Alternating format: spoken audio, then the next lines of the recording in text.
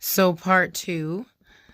So to me, men that don't have control over their sexual urges and men that desire to have more than one woman and men that disrespect women and children as a whole. Like, I'm a woman that does not support men that don't have control over their sexual urges, or men that think that they should have more than one woman because they can't be satisfied with one woman. I just don't believe in that type of belief. And I'm willing to literally be alone for the rest of my life if the only men that are out there are men who feel that they literally can't keep to themselves and can't have control over their sexual urges. Because to me, I don't find that attractive. I find that very weak and very disgusting and not masculine whatsoever.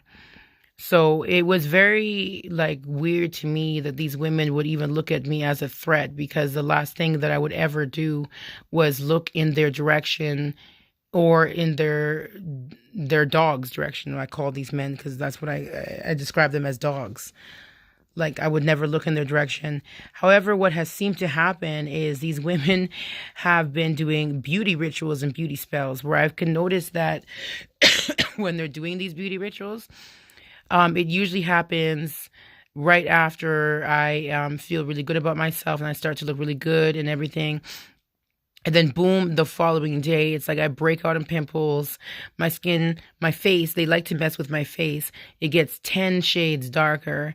They do something with my nose where it's like a different shape. My nose becomes like a different shape.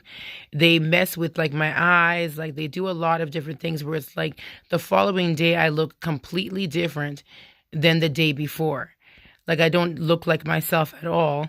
And I can tell that somebody's messing with me doing beauty rituals and beauty spells. And that's all to try to get, I guess, these dogs that they're married to not look at me. And it's like, I'm not interested in your husbands anyways. So I don't see the point in you even feeling that you have to indulge in such witchcraft and spell work and constantly just in the mirror with my picture, or however they do it, just cursing my beauty over and over again, all because you can't seem to have respect for yourself and divorce a man who can't give you his undivided attention. So therefore, the woman that he is giving his undivided attention, who doesn't want his undivided attention, must pay because you're jealous, because you can't keep your husband's attention.